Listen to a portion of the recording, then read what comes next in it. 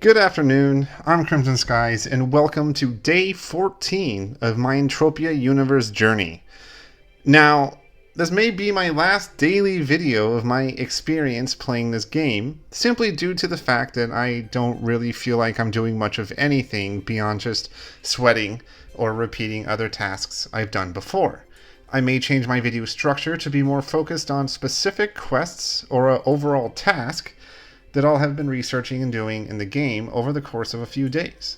Something similar to how I did my hunting experiment that lasted me 3 days of my playtime, which was over the course of 3 videos. But this time, they would end up being just one video with all my experimenting condensed down from however many days I may end up doing whatever task it may be.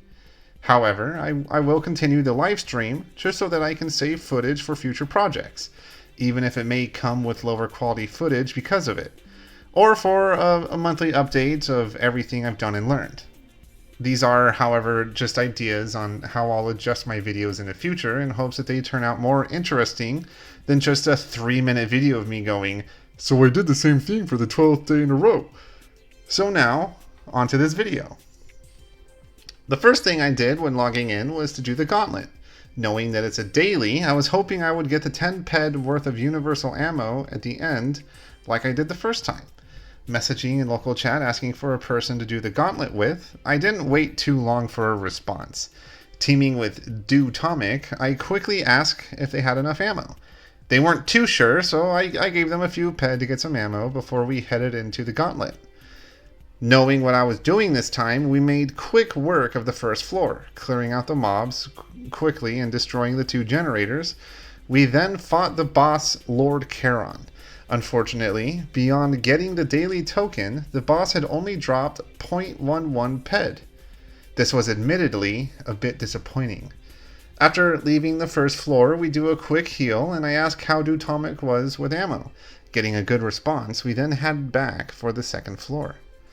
Once again, we made quick work of the level 4 gauntlet Calamusoids, easily getting to the first objective. While avoiding the level 8 gauntlet Mercimex, we managed to get to the second objective without much issue, Atomic getting the third location rather quickly. All that was left was to eliminate the Calamusoid Matriarch.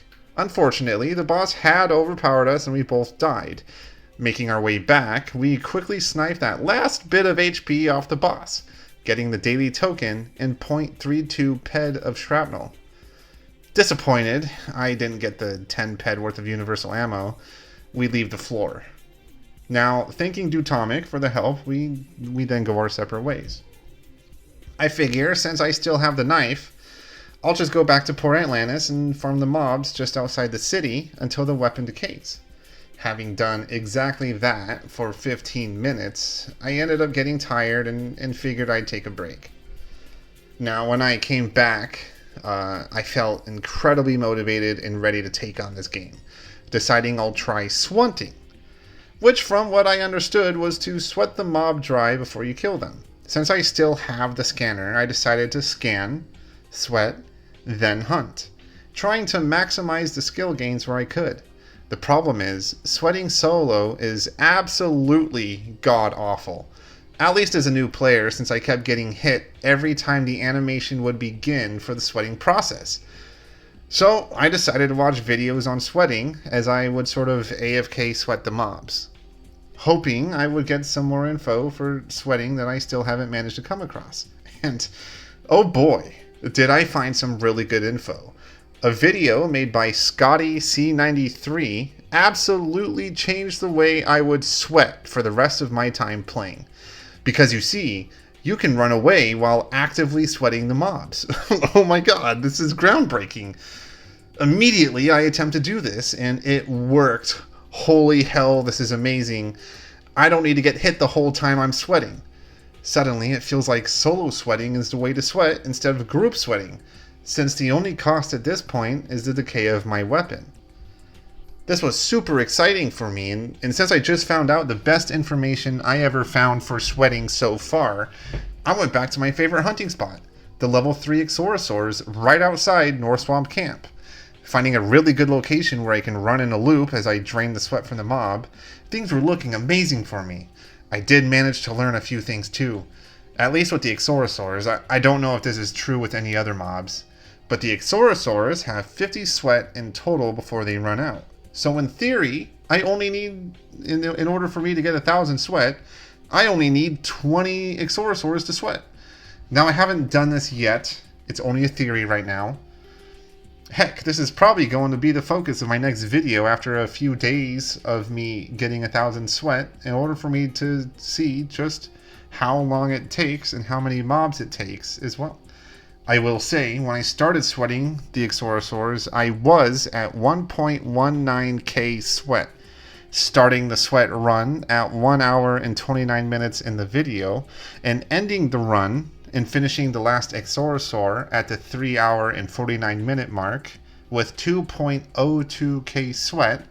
That means it took me 2 hours and 20 minutes to get about 830 vibrant sweat.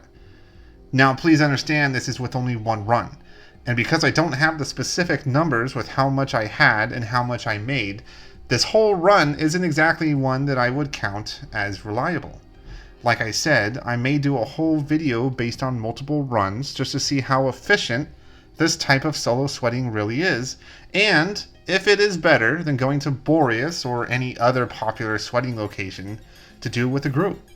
But this is a much more active way of sweating as opposed to just being basically AFK as you sit in a group and sweat. The upside is, you won't ever really get hit, saving you time from losing focus or if you die and have to respawn and run back to the group. Anyway, once I hit the 2,000 sweat mark, I called it good and decided to run around a bit. Looked at the auction at Port Atlantis before teleporting to Boreas, but not really wanting to sweat anymore, so I thought I might want to continue doing a quest or something. But as soon as I got to Fort Fury, I lost all motivation to do anything again.